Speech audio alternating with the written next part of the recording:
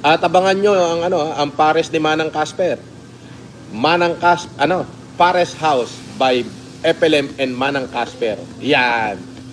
Pasisikatin natin yan. Sisiguraduhin muna natin. Medyo hindi pa namin yung timplada. Kailangan masarap na masarap yan. Tapos affordable. Manang Casper, kayang-kaya mo ba yon? Bigyan mo nga sila ng idea kung ano nga abangan nila sa Pares House natin. Ano yan? Parangin na natin, ito na lang yung pinaka-idea. 18 ingredients. 18 ingredient? Ano? 18 ingredients. 18 ingredients. Isasahog doon. Isasahog mo.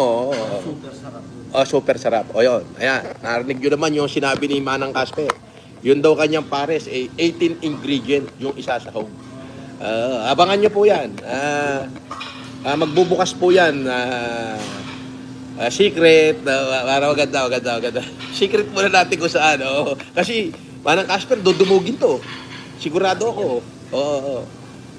Ano ba yung bigyan mo bigyan mo sila ng idea sa lasa ng pares mo.